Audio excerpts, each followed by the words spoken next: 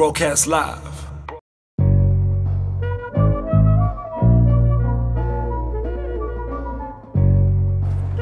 So we out here, you know, we always gotta firstly give a shout out to black entrepreneurship, you know, and secondly, you know, the Legendary Barber have consistently been supporting the hip hop cats, you know, cutting their hair. So I was like, I might as well, you know, jump in. You know what I mean? Can't beat them, join them, you know. It's my second time out here cutting my hair. So I think we're going to start with an intro, man. I mean, the camera so they know who you are. So my name is Sheldon. I'm the founder of Legend's Barbershop. So yeah, that's about it. Okay, Sheldon. That's That's nice and short. You know what I mean? I kind of checked out your story. I mean, how many barbershops do you have already out there? So we're on the 4th barbershop now, and we opening our 5th store, like in Newtown Junction. How are you funding this business though, bro? I just organically, you know, because it's like one shop feeds of another shop. You understand? So it's like just a process basically where up until today, I don't actually pay myself as much as I want to, you understand? Because I need a business to grow, you understand? Even for the bus to come into place, it actually took some time because the bus is like, it is expensive, you understand? So it took some time for the bus to also come in, you see? Yeah. Yeah. And by the way, this is the new bus, right? We're on the bus right now. The bus basically, so like you're on call with the bus, you like what they call like Uber foods, you like Uber hair, like doing Uber hair out here. Yeah, so basically where the bus came into place, like just a little history of a barbershop. So we basically started 2011. It was actually me and a friend of mine. Then we started like on the porch of a local supermarket. So we were busy cutting hair like every week we were out there and we were busy cutting people's hair. Eventually it grew and we'll actually move into like a lease premises. You see, and from that lease premises we opened like a couple of months and we actually closed down because basically what happened, I went on honeymoon. When I came back the doors were closed, so due to unforeseen circumstances. And at the time I still had a passion to cut hair, you understand? Yeah. And then I went to go work in a corporate. And what were you doing at a corporate? I was doing it was in a call center, it was call center. Yeah. And at the time I still wanted to cut hair as much, you understand, because it was, it's a passion, it's been a passion ever since. Yeah. So so what I done, like I bought a scooter, you see, and like on the scooter I had like my own bag, and I like put my bag like in the cabinet of a scooter. You see, then I'll go out to customers and I'll go cut them at their houses and stuff like that. Yeah. You see, so back then it's been already a dream to say like, you know what, this is the future basically. You understand? And you get to people's houses and it's like always like get to this person's house and it's like, where do we cut? Do we cut in the kitchen? Do we cut like in a lounge? You understand? So it's always like like these other places where it's like, it's inconvenient, you understand? It's inconvenient. Like, and you can't cut them on your scooter also. You see. So there was even this one time like when I went to a customer and there was load shedding. You see, and it was like, now I must turn around now. You see, so the mobile service, something that I've been doing even before we reopened the barbershop. Yeah. Okay, that's interesting. Yeah. So I mean, obviously then this was like the ultimate dream then, just obviously create the barbershops and finally like be mobile again. So are you going back to your old clients with the mobile service, or are you starting a new clientele? How's that working? There's customers that's been supporting us like ever since we started like back in 2011, you understand? Yeah, man. But I think like that's my biggest inspiration, you understand, because I mean like these guys stick with us like ever since day one and they're like always there, you understand? So I think like that's what keeps me going. So what hood are you from? From Eldos. So I mean, is it like more people from your community supporting, or I mean, obviously it's spread out now. Yes, but like, yes, but yes, like yes. your initial clientele, is it more from your hood that was supporting you? It was a lot from the hood, but I mean, like, it's split up now. So you get like different people that support him, especially like Africans. A lot of Africans support us a lot, because we're always by the stores.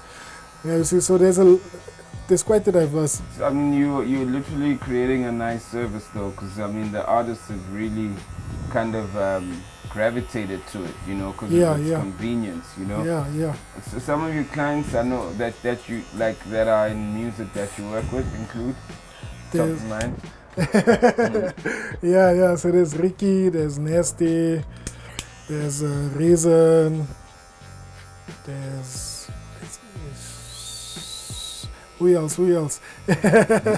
Yeah. You must remember. Yeah. There's a lot of guys. I mean, like. She's saying white. We're just fortunate. Loot Love. Loot Love. Yeah, Loot Love, Masichaba. Masichaba. Yeah. Cool. DJ Tira, DJ Dumples, DJ.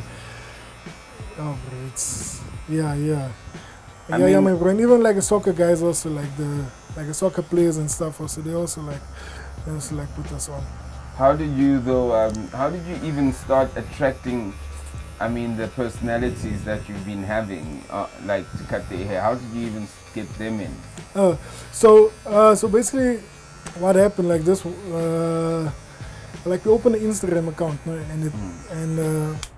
And this one soccer player saw also like what we can do and stuff like this, and he was interested in us. So he invited us over to come to the camp, and it was like if we can come cut all the guys at the camp, that would be dope. And like ever since there, like it just started spreading, like word of mouth, because we get like this guy's friends with this guy, and this guy asks him where you cut your hair. No, those guys, you understand? So it's just a word of mouth thing basically, especially amongst the celebs. Yeah. You see. Yeah. So you found that like your upper hand in this business is the fact that you can get up, go to anywhere, and just like do and cut people's hair whenever they need you. And there's a convenience about it, eh? And there's a convenience about it because, because there's like a haircut on your doorstep. And besides that, like everything in this bus, it's actually like, it actually took us bus like 7 months just to do like a whole interior, the whole design, because I was so articulate, especially when it came to the detail, you understand? Because the customers wanted this and the customers wanted that, you understand? So, so you make it according to the customer's needs, just to make sure that like this person is really satisfied with what you're giving them. You see. So you've got like the PlayStation, you got an aircon, you got like a boombox, you got like all types of beverages that we can't have for breakfast. On the side, you know, you got water, you got Red Bull. I mean, this is great. There's a surround system. There's like Wi-Fi in the bus. Oh, for real? There's 3 screens, so on whichever seat you sit, you can still watch. You understand? Oh, wow. And it's like all connected to the PS4. There's like. And you're behind you is actually like a backwash unit. You see, so like here the back. So when we're done cutting your hair now, we need to wash it. Yeah. You see, so yeah. So there's everything here basically. That's super. That's super. Damn. Like for me, this is amazing. This is like, I mean, you're making the dream come to life. This is unbelievable. You know what I mean? Yeah. And I mean, look, you could have stuck to the stores, but like. From moving to a motorbike to this, you know. This is a super jump. You know what I mean? Yeah, it is. And where are your 4 stores? The 4 stores is in El Dorado Parks, in Soweto, Zone 6, in Florida, and in Hatfield. Okay, cool. So, I mean, in the city, like now, the first one you have in Joburg now, that'll be like. It's going to be like Newtown Junction. Newtown Junction. Yeah. The funny thing is now that when we reopened like 2014, and I told all the guys like, you know what, guys, we're going to open 5 stores like in 5 years. Like the guys didn't believe to say that this dream will actually become reality, and that's why like the Newtown Junction store is so iconic now, because it's like this is the 5th store. that we've been talking about. You understand? We've been saying that you know what, like in 5 years we will be opening 5 stores, and it's like only like 3.5 years now. Yeah. Keep pushing it. Yeah. That's amazing. That's Yeah, no, it amazing. is. These are the stories we need to tell. You know what I mean? Yes, I mean, yes, I'm sure yes. there's a lot of kids in El Dorado Park that like learning from this and seeing from this. Yeah, man. And you need somebody to look up to. You understand? Like it has to be like a positive role model some way. You understand? Yeah, yeah. I think like just for them to like just see somebody come out of the community doing something good. You understand? Instead of like going out there, because the way I grew up, my brother, there was like gangsterism. There was like there was always something happening, especially in the community. You understand? Of course. And you never dreamed of getting like out of a community. Yeah. You see, so yeah. Just to let the kids know, like the dream outside is alive. It's alive. You must just keep on dreaming. I was having a chat with Jason Goliath the other day. And he was just saying he was in his neighborhood the day before. Yeah. And he was just saying, you know, the difference with them is that when they grew up, well, I think with most of us, he was just raising a valid thing. He was saying, when we grew up like in the township, like because there was apartheid, you know, when black people had money, you'd see the black guys that have money, whether with the cars, yes, you know, and yes, maybe yes. they've got like spaza shops, maybe they got various businesses. Yeah. And you see them there, and it goes like, but today the kids don't have that because all the guys that have money have left, and the only guys that have the cars are the drug dealers. You know what I mean? Yeah, that's true. And he was just saying that, like, you know, it's we're in a tough time, you know, because kids aren't really seeing that inspiration. I'm out there. You know what I mean? Yeah, it is because those are basically like role models in our community. I mean, like just think about it. You're a kid, you understand? You aspire to be like this guy that's driving the latest car. You understand? You want to be like that guy. You see, and like eventually you're going to fall into the trap of also selling drugs. You understand? So yeah, man, it's bad out there. It's bad. But this is real work and it's real sacrifices, and you still making sacrifices. Yeah. You're still making sacrifices till this day. Yeah, it's true. Yeah, it's true. Just believe it or not, like we actually came through, I actually woke up this morning like 4 o'clock to go cut a customer in Pretoria. And it was like a lady that works with me, she was like, do you always do this? Do you always like wake up so early to go cut the customer? I'm saying like, I have to do this, you understand? You have to go out of your way just to make sure the customer is sorted out, you understand? So that's the main thing at the end of the day. It goes beyond just a different type of hairstyles that you have, you understand? It's more about the customer service and what's just the relationship you have with the customer. And that's what's important. That's what people don't understand, you understand? That's what makes Legends actually different, you understand? Because it's like a family now. So tell me, I mean, like now when you have your pricing model, if I'm calling you from, there's obviously a price to go cut your hair. Standard price. Yeah. How do you work your pricing model then if you are driving to a certain place?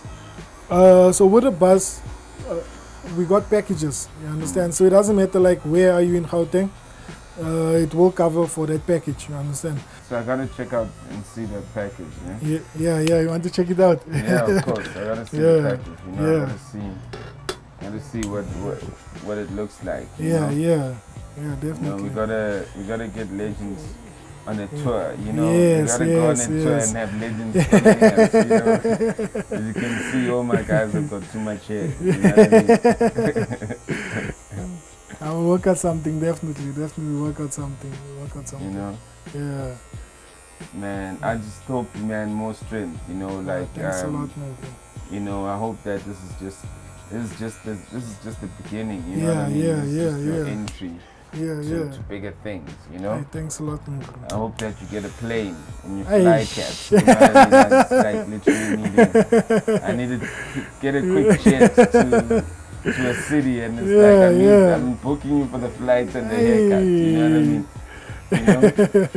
You know? Somebody was asking me like, what is next from here, you understand? What's next from here? Because it's like, this is like, it really changed now because who would have thought that this would actually become a reality? You understand? Yeah, I mean, look, you know, if you just had the bus, it'd be like, okay, cool, it's a service, but the fact that you got a base of another 5 stores plus you got the bus, you know. Yes, yes. I mean, that already like is a huge achievement. That one would go, yo, what's the next step? You know what I mean? Yeah, it is. It is. Will you ever sell like a franchise? Do you own all the 5 stores, or is it like different people that own them? I own all the 5 stores, so yeah, man, bro. So it's not a franchise basically, but I do empower like guys that's been with me for a long time. I understand. Yeah. I give them like a percentage in the business. I wouldn't do a franchise because that will, it just won't work out. You understand? Because it's not like something that it's franchisable in terms of the quality. You understand? Because you get most guys out there, they basically in it for the wrong reasons. You understand? For the money at the end of the day. You understand? So yeah, man. So I think like that's just one of the reasons why I want franchise at the moment. Well, some big company is gonna buy you out, where you outside. You know what I mean? Hey man, bro. Some big company is gonna buy you out and sell you a dream of expanding you to another 50 stores. You know what I mean? Somebody told me that. Yeah. What are you gonna do though? Would you sell? I wouldn't sell, man. You understand? Because it's like, what am I going to do? You understand? No, because this is the only thing that you know how to do. And basically, you love doing it. You understand? So it's like, yeah, man, bro. This is like a passion. The passion is right here. You understand? I can't see myself doing anything else. You see, it's not like I can go do something else and it's going to be, you see. That's powerful. Yeah, man, bro. This is the dream, basically. That's a powerful thing. That's a powerful thing, you know. We have these conversations about money, you know, and we say, if they offered you the money, you know, is it what you only know what to do, or are you gonna take the money and then when you take the money, you also take away the thing that you say you really can do. You know what I mean? Yes. That's amazing. That's an interesting thing. That's true. Wow. Yeah, man, bro. But man, bro. But we will be expanding soon. We're actually planning on opening a store in Durban by December for the latest. So yeah, man, bro. We're just looking to like just cater for all the guys out there. Yeah. That's dope, man. Thanks a lot, man, bro.